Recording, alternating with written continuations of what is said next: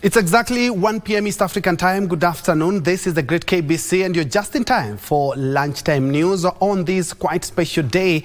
Form 1 school admission, and also we have the latest from the Africa Cup of Nations. If you like, AFCON Eco KBC with the likes of Senegal, Algeria and also Cameroon playing today. We have that plus much more. My name is Njue and Anwangeshi is my colleague on the bottom right of your screen who will handle the sign language interpretation. Live and straight to the news. Dozens of motorists have been left stranded after a section of Magadi Road in Kajiado County was cut off by floods. Most of those stranded were parents who are taking their children for Form 1 admission. The country has been experiencing heavy rainfall since Friday last week. The nature is making a loud statement.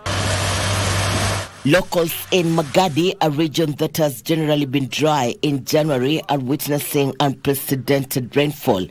The downpour, which started on Friday, has cut off major roads in the area. Motorists plying Magadi Road were Monday morning in shock. The road that is a link to Nairobi City had turned into a river overnight, and many were stranded, just hoping the floods would subside. In Narok's the Wasonyiro area, a pitler train has collapsed, causing fears of a cholera outbreak.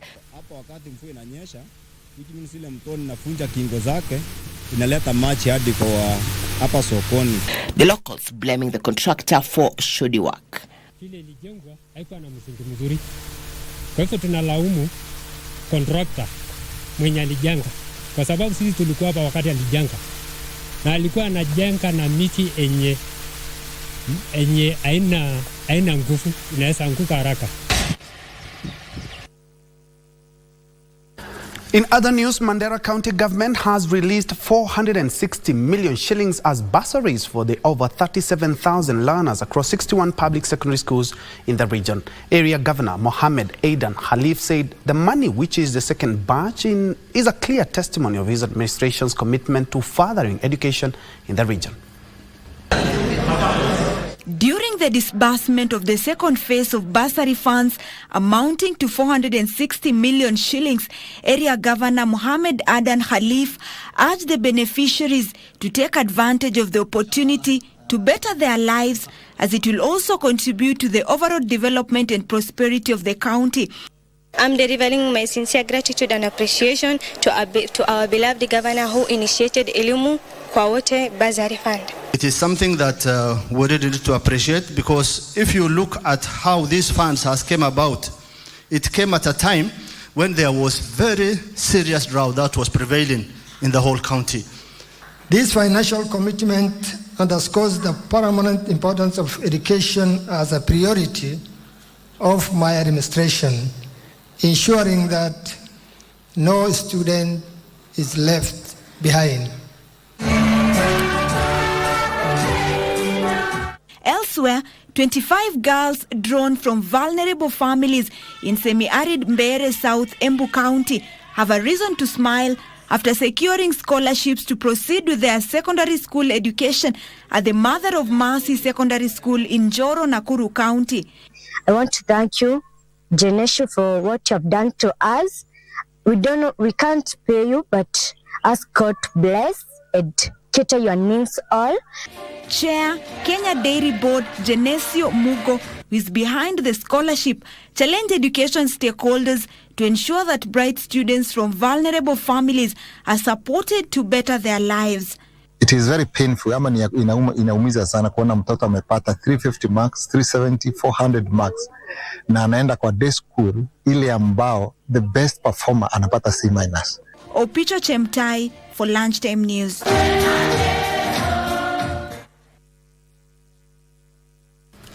Elsewhere, a family in Suguta Marmar is keen to change the... take that story a little bit later. A family... Away from that, more than 100 children from Samuru County have received bursaries from a non-governmental organization to pursue their education. The students from poor backgrounds will also be supported to purchase school uniforms, stationery and personal emoluments. The decision to cater for school fees, uniforms, stationery and other emoluments was made to ensure the learners access school to enhance the literacy levels among the pastoralist community. Local leaders have urged parents to take their children to school and seek assistance in cases where families are unable to cater for their education needs. We as World Vision and also other stakeholders, we are now ensuring that this pastoral community to start to embrace education, because now we know the issues of climate change and they are purely depending on livestock, and the livestock are currently being affected by the climate change. Tumesapoti watoto 110 wale wamepata hii school uniform, full uniform, kutoka viatu mpaka kalamu mpaka vitabu, sabuni na hizo vitu zingine zote ya watoto. Hakuna sabuni ya kuacha nguo. Kwa hivyo nashukuru sana. Maagizo haya ya kuhakikisha kuwa watoto wote wataenda shule, nafikiri yule mzazi ambaye hatapeleka mtoto shule tutaweza kumchukulia hatua kali.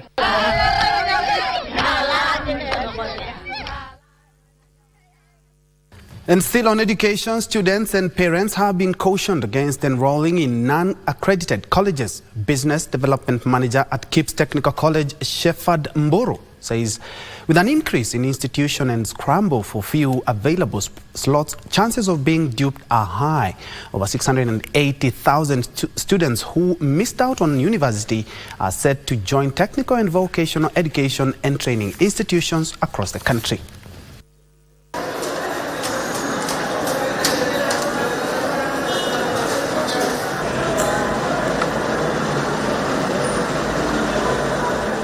Once you've identified maybe a college that you want to enroll with, is do your background research. Just go and check, even with the TVET, their website or their portal. They have the list of all accredited institutions. So if that institution does not appear on their portal, then that should raise an alarm. The other way you can also know is by visiting the sites for probably like the websites. The websites, they are meant to communicate. This institution, who are they, what do they offer, and really where are they based. So even by looking at their website, you're able to tell that, yeah, this is a class setup, and all that. Then finally is paying a visit to the institution to physically ascertain that indeed what they're communicating, it is indeed true. When you talk of you're having workshops, verify that indeed the workshops are there.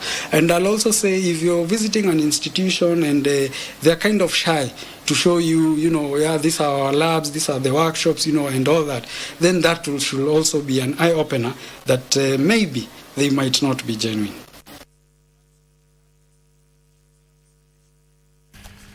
Away from matters education, Communication Workers Union KOWU is calling for the increment of all workers' salaries following the increased NSSF deductions set to take effect in February.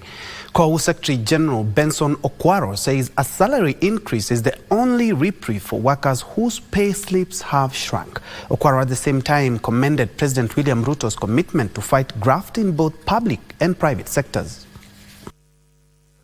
Ruto was a right-hand man. You come from KBC or Nyambera? From KOWU, what can we talk about KOWU? If we don't get the salary that corresponds to the deduction that we go through, it's most unfortunate. So it's going to have a far-reaching effect on Kenyan employees because, say for example, somebody who's been earning maybe 20,000 shillings a month, if you take that 6%, which translated to about 1,000, I think, and 80, and now I'm told it's going to about 1,800, and if it's going to continue in the coming years, and put together with the other things like pay as you earn, the housing levy, the training levy, the medical one, the NHIF one, then you'll find that an employee may have to do away with almost 8,000 shillings out of the salary of 20,000. What is remaining for this employee to cater for his normal needs like housing? In another news, county officials in Vihiga County headquarters are expressing fear following the recent arrest of a senior Vihiga County official in connection with an ongoing corruption probe. Speaking at Vihiga County headquarters during the governor's scholarship program, Vihiga County Majority Leader Manoa Mbogu expressed concerns among the chief officers and other employees of the devolved units who are pondering on who will be next on the detectives' radar. Vihiga County is among the devolved unit that has had numerous run-ins with the Ethics and Anti-Corruption Commission over corruption-related probes. The recent development where Noel Malanda, a county chief officer for education, was arrested on suspicion of extortion, kickbacks and other forms of corrupt conduct, has seen county officials a worried lot. Imefanya watu Vihiga kwa ofisi sasa hawafanyi kazi, kila wakati wanatumia kuharakisha, nani anakuja, hata mzazi amekuja anakuja kuomba basari, wanastuka tu kama huyu mtu wa EACC, they are restless. Speaking at Vihiga County headquarters during the governor's scholarship program, Vihiga County Majority Leader Manoa Mbogu says the county officers have been pondering on who will be next. So Your Excellency anakuomba do a press statement and warn the EACC to stop interfering with the Vihiga. The majority leader appealed to the Vihiga Governor Dr. Wilberforce Otichilo, who was present, to issue a statement over the continued raid by the anti-graft body in Vihiga County offices. However, the governor kept off the topic and instead concentrated on matters education. Mumesikia wanaenda Nairobi School, tuko wa Alliance wako hapa, tuko wa Maseno University, Maseno wako hapa, tuko na Pangani Girls wako hapa, Maranda Boys wako hapa. Umeona kijana mdogo sana ambaye anaenda Kapsabet, one of the best schools in the country. Wale wanaenda Kakamega ni wengi sana ambao wako hapa. So kulingana na mimi, hawa ni watoto ambao wakienda na waendelee na ile bidii walikuwa nayo kwa primary school, these are clear straight A's ambao watahitimu wakiendelea na hiyo roho na hiyo bidii. Over 136 students who are joining Form 1 will have their full school fees being paid by the county.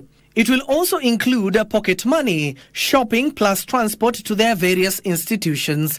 Abdiaziz Hashim for Lunchtime News.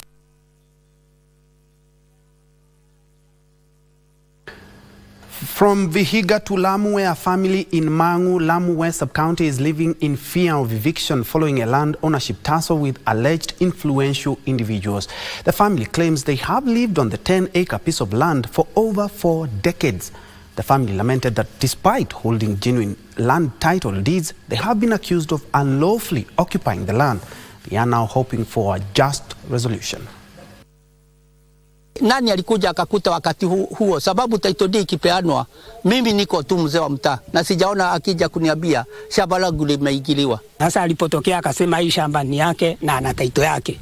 Sasa mimi nilipoanza kwenda katika ofisi na kuangalia, nikakuta namba ndizo zili, ule alipewa namba 2846 na mimi niko na 3615. Sasa hiyo 2846 wakasema ni mpya ya hii 3615. Inaonekana sote katika hii area hatuna mashamba. Sababu kama huyu mwenzetu ameanza kuporwa mashamba tukiwa hapa, na tunasikia ni namba nyingine imebadikwa. Hata labda yangu ina namba hivyo hivyo imebadikwa na wenzangu hivyo hivyo. Mimi naamini kabisa kwamba serikali itaingilia hii maneno na itaangalia hii maneno kwa kina vizuri, and this land shall be taken back to our place, to our hands. Na actually the time we have lost kwa hii shamba kwa tufanyii kazi, actually somebody must get up.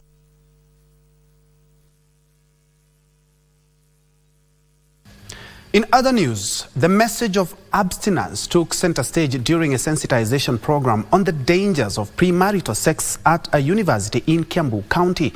The learners were urged to abstain to avoid risk associated with early sex, including contracting diseases, teenage pregnancies, and interruption of education.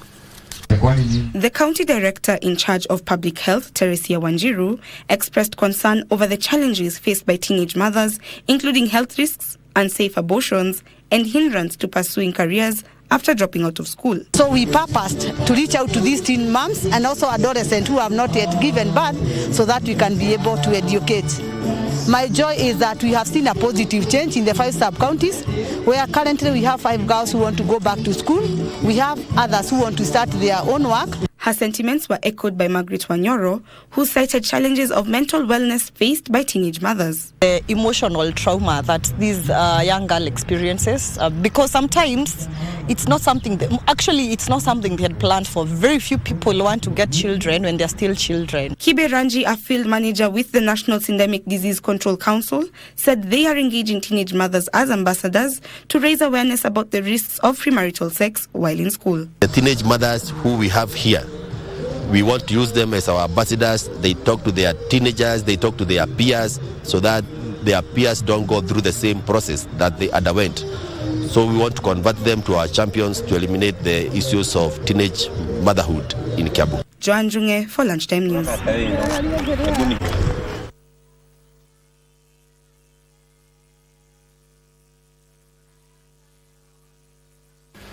Very well, today being the 15th day of January 2024, special day for all those students joining Form 1 in various schools. And for more, let's now cross over to the Lakeside city of Kisumu, where my colleague Wycliffe Okech has been keeping tabs with school opening, especially for the Form 1. Over to you, Wycliffe.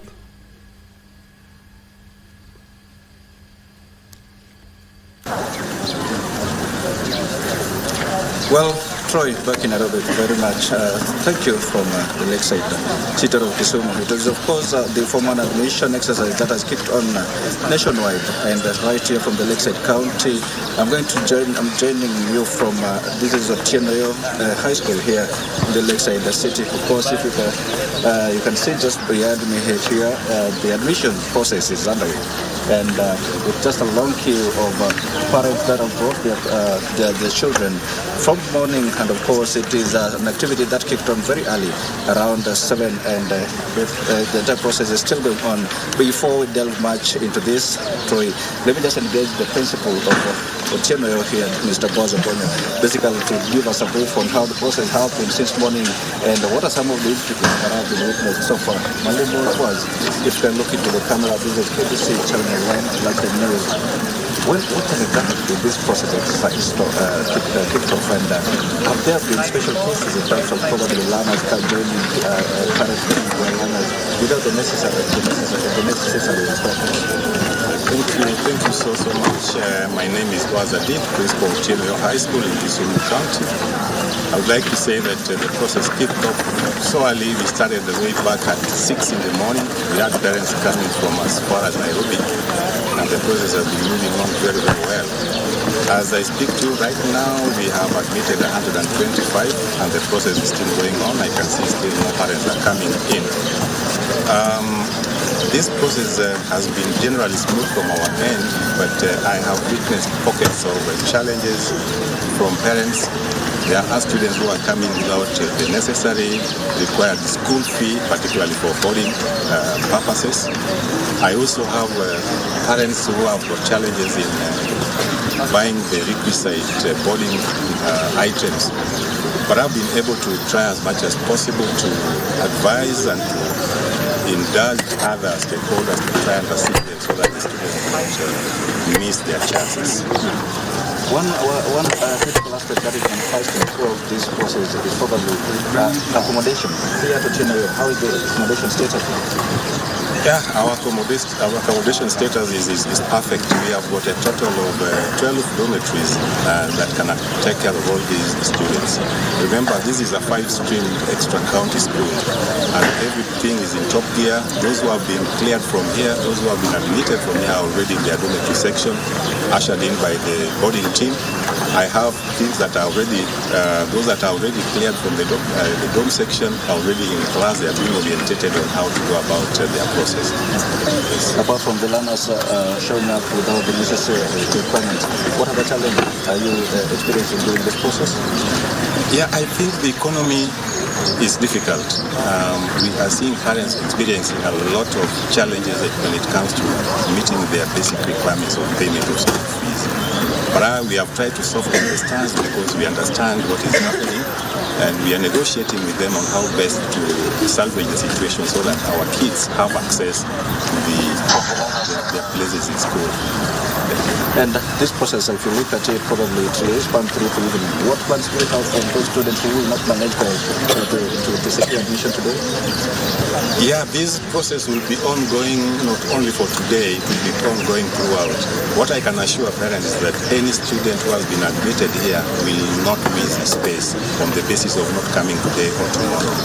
Quite a few of them have also contacted me. They are facing a few challenges and they will be reporting in due course on Wednesday, and some will be coming on Thursday. So I want to assure everybody that whoever secured a place here will not miss that space. That space is there and it is reserved for that particular student. Thank you so much. Ben, that is Mr. Boaz, the principal here at the TNO High School, giving an assurance to teachers that their children will not forfeit their chances of admission here at this learning institution. We know this is the process that is kicking off today, and it's expected to span throughout the week. And that is Mr. Boaz assuring parents that this is the process that is going to last a week, and their children are safe at the school here. Like you've heard mentioned, is that one challenge that they're encountering is probably the learners showing up without the necessary requirements, and also the fee payment is not in full, but then the stance is soft, and the parents have the leeway actually to navigate the situation to ensure that learners are brought, and of course they undertake their learning and quench their quest for knowledge. Well, this is just to TMO High School. We are going to other schools just to see how this process is panning out, and of course then we will get to update our viewers later on in the subsequent bulletins. For now, Ben, let me just hand it back to you in studio. Thank you, Wycliffe, for bringing us a live coverage of the Form 1 admission today. And I couldn't help but overhear that, of course, there are parents who have raised concerns in regards to economic turmoil the country is going through. Well, maybe an arrangement where parents can also have bring your students, and then perhaps the fees can be paid in the course of the term. Anyway, he will be back with a much comprehensive and detailed report in our subsequent bulletin, so keep it KBC. But elsewhere, from education to health, where nurses in Kenya have been advised to take advantage of the Pearson Center that will be constructed in the country to secure employment opportunities in the United States. Redicare Chief Executive Officer Bill Akuma says the center that examines prospective nurses will be the second facility in the continent. He said the facility will see the waiting time for nurses seeking employment in the United States shortened. The government has been keen on exporting skilled labor to developed nations in a bid to reduce unemployment rate in the country and increase the country's remittance. Redicare, a nursing recruitment agency, says it is seeking to increase its partnership with health facilities across the U.S. to assist more health providers access the market. We want to give back, and I know through President Dr. William Ruto, who has that initiative of trying to grow our own nurses, our own labor force for export. He's working very hard, and I really thank the Ministry for Diaspora Affairs under the leadership of PS Roselyn Njogu. She has done a tremendous job. The government is also planning to partner with universities in Kenya to develop and enhance the nursing program in a bid to integrate international nursing standards. One of the mandates for us is to secure placement of Kenyans for jobs abroad, and also, enhance employment opportunities for Kenyans and abroad. It is going to benefit many from Uganda, and them traveling to South Africa was really hard for them. So with this, it's great. Nurses have been encouraged to take advantage of the second persona center in the region that will be constructed in Kenya to explore opportunities in the U.S. We are very happy that NCLEX or Pearson is coming here to open a center that will administer NCLEX RN exams. As a department, this has been great news for us. We started this early August last year when there was a declaration of intent by Pearson Global to open the second international testing center in Nairobi. So every year they ask me to at least fill 250 to 260 nurses. And so what we do is we recruit, we go to the agencies like Ready Care, and we look for individuals and we interview them, see if they want to come to the United States, and then we help them with their immigration process, their visa paperwork. Health facilities officials in the U.S. say demand for nurses is high, and there is need for Kenyan nurses to acquaint themselves with the U.S. standards. And organizations like this one that you're standing in today at Ready Care are creating a program that is like a wrap-around service of care for them to be educated, trained, ready for the U.S. world of work, to have all of the skills and competencies they need to be prepared. Timothy Kipnosu for Lunchtime News. Definitely some good news for our nurses seeking employment abroad. And on that note, we take a quick break. But when we come back, we still have more news, including the latest from AFCON. Remember, AFCON iko KBC. Today, defending champions Senegal do play, and also former champions Cameroon and also Algeria. More news after this quick breather.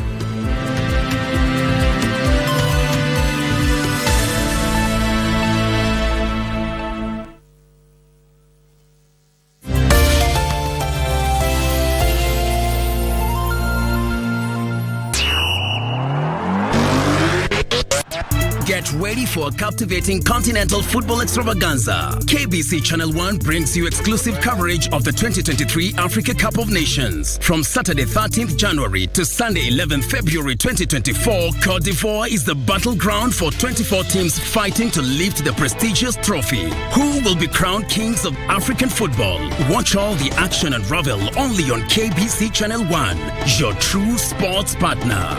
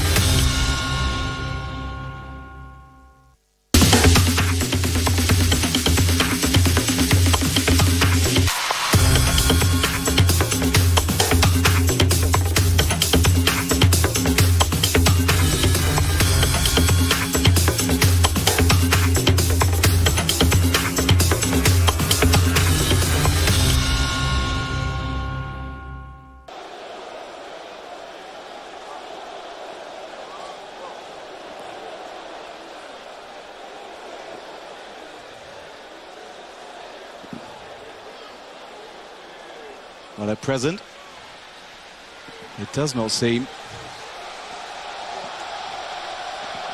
that we are going to VAR, but I will stand corrected. Let's wait and see.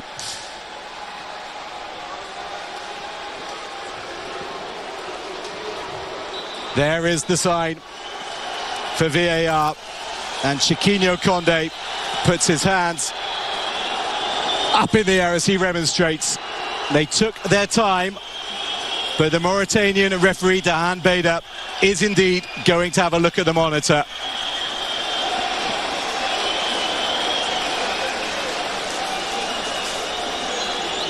Well, Makanza certainly didn't get any of the ball, and he certainly did get the man. And this surely will be a penalty to Egypt. The referee's decision, of course. They're slowing it down. I think from that angle it's pretty clear that he's got nothing on it. Was it a challenge he needed to make? That's a conversation for another day.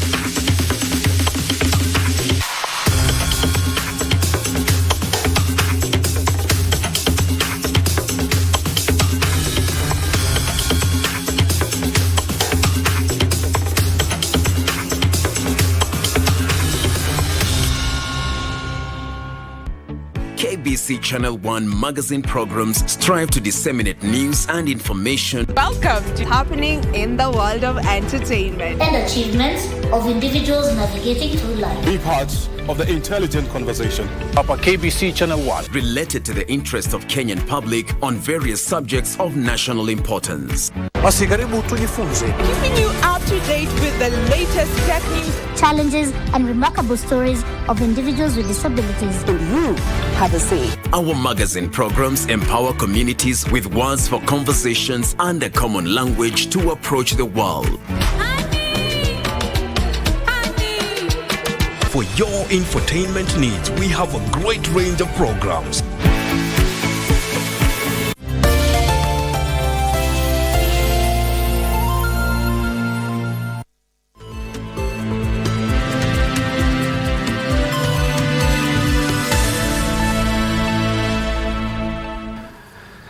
Welcome back and many thanks for keeping it KBC Channel 1. Let's revisit an earlier story. A family in Suguta Marmar is keen to change the economic situation in Samuru County from livestock farming to production of farm produce.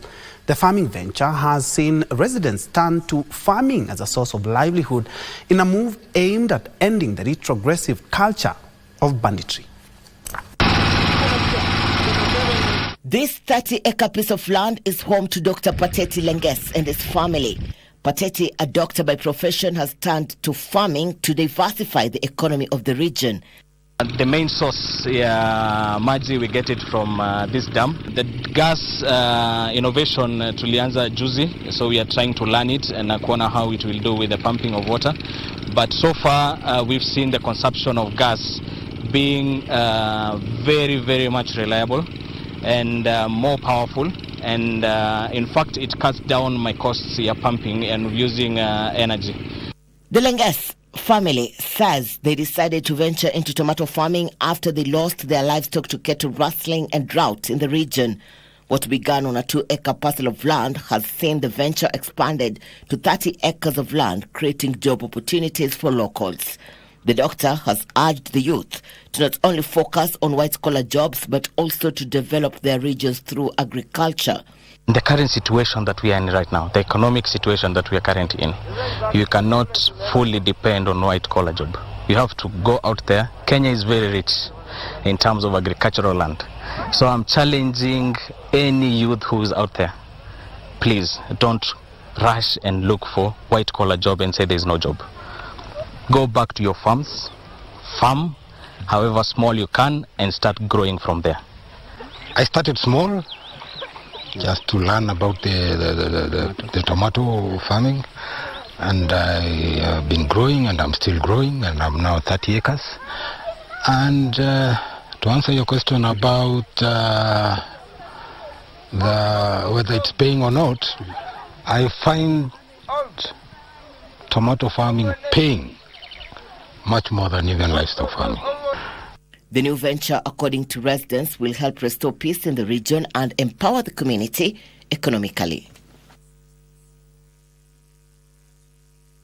Very commendable news from Samuru County. Elsewhere, residents of Sabaki Estate in Mlolongo, Kajiado County, held a peaceful demonstration over a deplorable road in the area. The irate residents blocked the 2-kilometer feeder road, demanding stoppage of trucks ferrying raw materials from nearby quarries. They say their woes began following a heavy downpour on Friday that rendered the road impassable due to flooding. According to residents, their efforts to pull resources together to rehabilitate the roads have bore little fruits. They are now calling on the county government to intervene.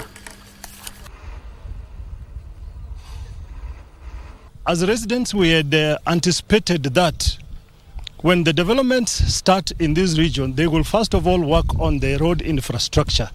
However, they started working on the roads, working on their developments with the disregard with the existing infrastructure. And because of the heavy machinery that has been used in these developments, our roads have been damaged extensively.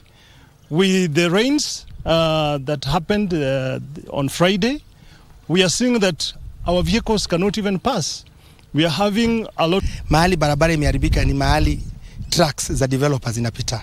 from our gate mahali tumewazuia barabara is motorable, lakini kuanzia kwa gate kurudi hadi pale Total barabara imekuwa mbaya sana kwa sababu ya hawa developers.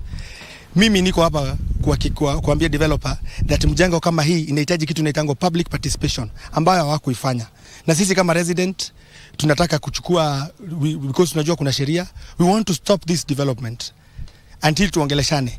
We previously were maintaining the road. So when the developers came in, they should just have continued cooperating with us to make sure that the roads are still usable. Currently, people, especially people with low cars and the school buses, they are really struggling to get to their destinations. But well, let's now shift gears to matters politics, where a section of Embu leaders have condemned what they termed as premature succession politics from Mount Kenya leaders. Take a look.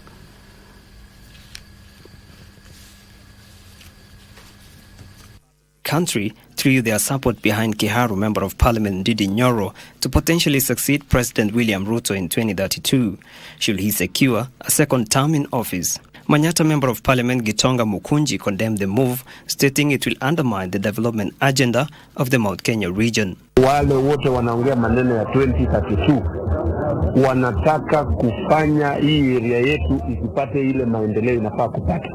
Kwa hivyo saa hizi ni wakati tuko na deputy president, tuko na chairman wa budget, tuko na majority leader, hao viongozi wote watatu wakae pamoja, watupee mwelekeo wakiwa pamoja.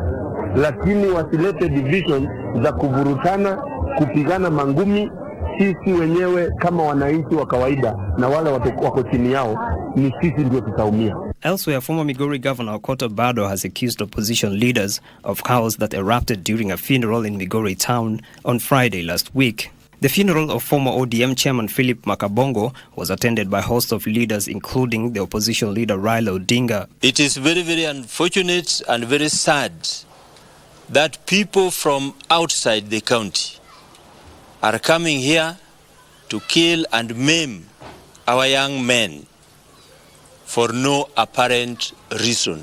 We are not going to accept to be provoked, but by and large, we have been advocating for a very, very peaceful process. In brief, I want to say that UDA is here to stay.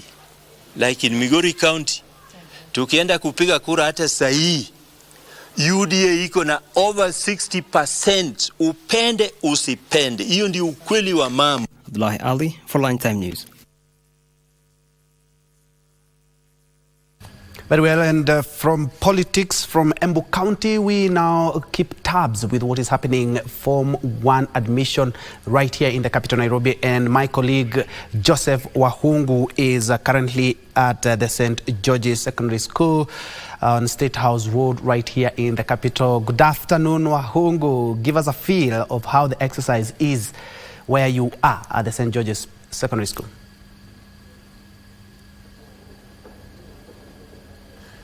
Well, Ben Njue, indeed a good afternoon. We are coming to you live from St. George's High School right here in the city. And of course, looking at how Form 1 admission is going on. We've been to different schools. Now we are here to see how things are going. I think if you look at back at me, there's a lot of activities, lots of children coming in here together with their parents to see that the admission is going on. And I'm lucky indeed to be joined by the principal here who will be telling us how things are. Madam Grace, welcome on set. Thank you. Please start by introducing yourself. Tell us your name, and you can also tell us how the situation is at this school right now. Good afternoon. My name is Mrs. Grace Macharia, Chief Principal, St. George's Girls High School in Kidemani, Westland Sub County. The receiving of Form 1s is seamless. We are happy with the turnout. As at this time, we are at 417. We expect 550 girls to report today. Tell us how hectic or how easy it has been for you guys to register over 400 children since morning. It's been okay. The team on the ground is well prepared. We have assigned duties and we have several stations. And it's not hectic. For us, it's a smooth flow. And we are happy to receive our new team. So then, for those who don't know what is happening here, when a child and together their parent come, what exactly are they supposed to do for them to be admitted? Okay, we need first to verify the documents. The student must report with the calling letter of admission. We verify the KCP resource slip, the birth certificate and other registration documents. Then we check on fees, the uniform, whether it is in line with the uniform of St. George's. And then after that, we admit and we accord them a class and a house. And how would you assure parents who are bringing their children here that their children are in safe hands and all will be well? St. George's is known for a very conducive environment for learning. We want to assure parents that we are ready for the students. We have the space to accommodate them. The teachers are ready to teach them. Everything is okay, as St. George's is a home away from home. Well, thank you very much, Madam Grace. Ben, as you've heard, this is St. George's High School. The head teacher said it. The children are safe. St. George's is home away from home. Back to you in case you have a question or a... Thank you, Joseph Wahungu. And of course, I would have wished to hear from one of the parents, bearing in mind that a lot of them have quite mentioned that the high cost of living is something that is really denting the high energy that is there usually during the Form 1 admission. But as you have seen, it has been a hive of activity, and not only at the St. George's High School, we also are having that exercise throughout the country, and we'll be keeping tabs with what is happening in various secondary schools as they admit their the cohort of Form 1 students this year. Elsewhere, a number of hotels in a number of hotels in Kilifi County are attracting new investments as tourism activities pick up to pre-COVID levels. The new investments are as a result of increased bookings due to the government's decision to scrap the visa requirements for visitors.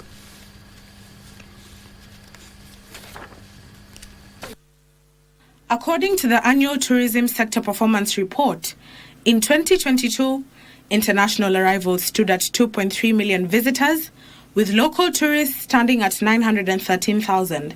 The numbers are expected to considerably increase this year to pre-COVID levels due to the government's decision to scrap visa requirement for visitors. Tourism, I think, are going well for all hotel of Watamu area, Jacaranda area.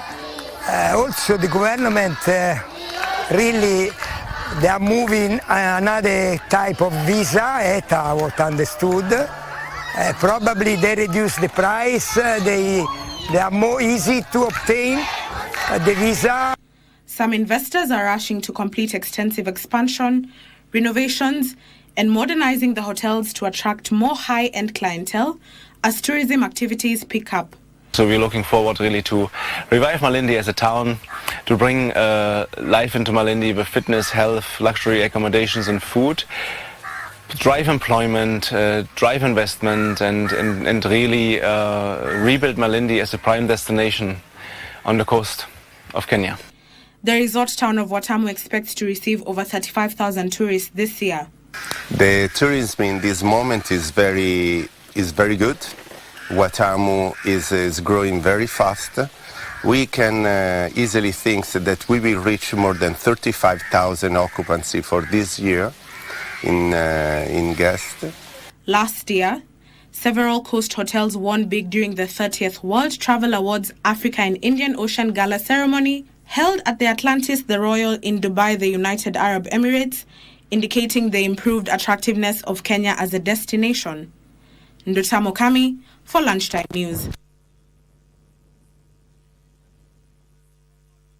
Some good news in the tourism sector. From the tourism sector to tea, where tea factories in Mandera County have signed a management agreement with the Kenya Tea Development Agency in a deal that drastically reduces the management fees. Take a look. Mandera Tea Factories Board will now have full authority to manage a budget for the factory's finances. This is after the factories and the Kenya Tea Development Agency agreed on management modalities That saw the tea agency relinquish some of its management roles and revise its management fees. MS the law to look for the market and sell. Your concern should just be, is it fetching the right price? Are you getting the right price for your produce? Instead of dictating who then you're going to sell that tea with, yet you gave me the mandate. However, KTDA will now charge Murang'a factories a management fee of 1.5% per kilo from 2.5%, reducing their earnings from the factories from an average of 14 billion shillings to 8 billion shillings annually. You are saying the sales and marketing is the responsibility of who? The agent. The agent? Yes. So when you tell me that he is the agent, and then you have taken away the same sales and marketing, you appointed somebody else, what one can be left with? Yeah, for you now go back again to the managing agent and say, why is our teas not sold? KTDA is urging farmers in Murang'a to frequently seek for factory audits to ensure transparency in tea factories. The agency is asking the factories to invest in technology to enhance accountability. Edna Murungi for Lunchtime News. The moment, sports fan, you've been waiting for. It's a sports time, and we begin with Africa Cup of Nations, where Cape Verde's dramatic stoppage time goal handed them a 2-1 win in the opening match against Ghana and a top position in Group B in the ongoing Africa Cup of Nations in Ivory Coast.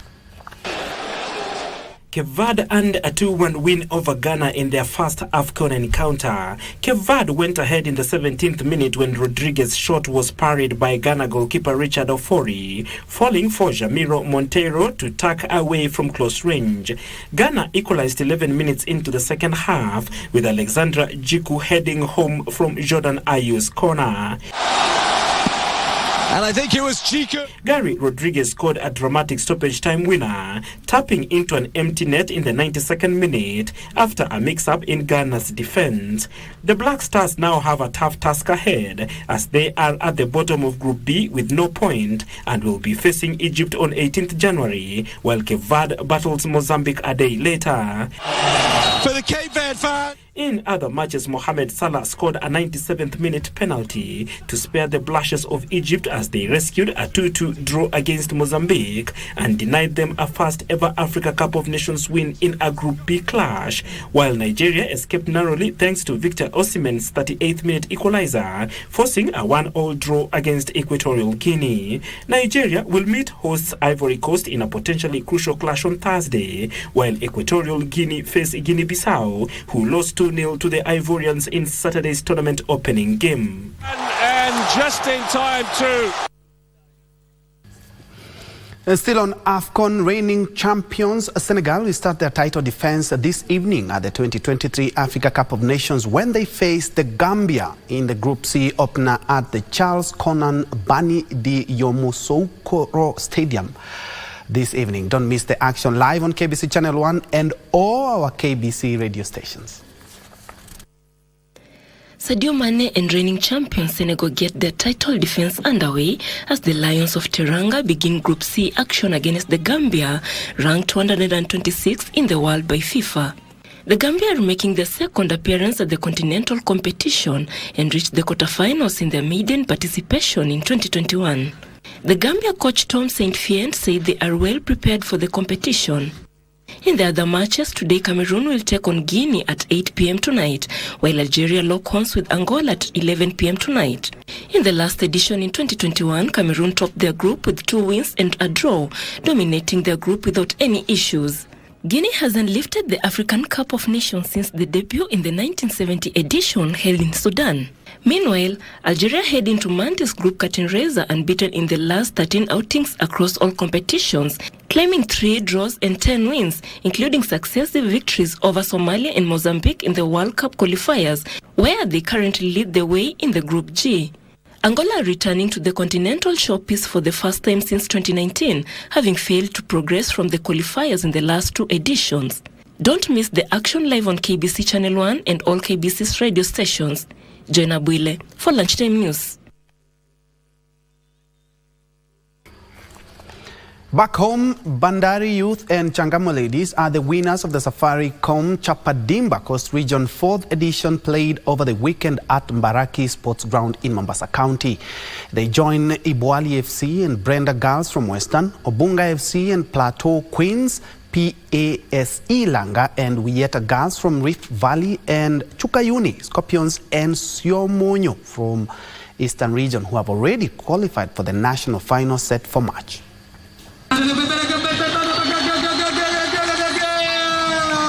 Bandari Youth silenced the young Gunners from Tana River 3-0, courtesy of a hat-trick from Hamis Nyale to emerge the new regional champions. Hamis also earned the most valuable player and top scorer awards in the boys category. Changamwe Ladies secured the second regional title after defeating Kilifi Bull Starlet 3-0. Ni furaha kubwa sana mechi ya leo tumeweza kushinda na nashukuru timu yangu. Sisi tutaweza kujiandaa, kwanza tuta break kwa siku kadhaa, manake tumeweza kucheza league, tumeshinda league na leo hii tumecheza hii tournament ya Chapadimba ambayo tumesubiri kwa muda mrefu na tumeweza kushinda. Tutapata time nzuri ya kuweza kupumzika, alafu baadaye tutaweza kurudi tena kwenye mazoezi ili tujipange na national. In other matches, Bandari Youth and Changamwe Ladies have qualified for the regionals finals after beating their challengers in the semi-finals, Bahati Juniors from Tana River 1-0 and Ukunda Starlets from Kwale 4-1 respectively. Tunajihisi vizuri ndio, na tunashukuru Mungu na tutaendelea kuwa na bidii kijitayarisha kwenda national. The young Gunners and Bull Starlets had made it to the finals also after edging out King Loyal 4-2 on penalties and Wenje Secondary 7-0 respectively. Na mchuano leo hujakuwa rahisi, but tasema ilikuwa ni mchuano tumejipanga toka awali, so tulisema acha tu give our best kiwanjani then tuache mengine nayo Mungu. Both Bandari Youth and Changamwe Ladies have each pocketed 250 shillings and will represent the Eastern region in the national final. And further afield, Vinicius Jr. scored a first-half hat-trick as Real Madrid beat Barcelona to win the Spanish Super Cup. The winger scored twice.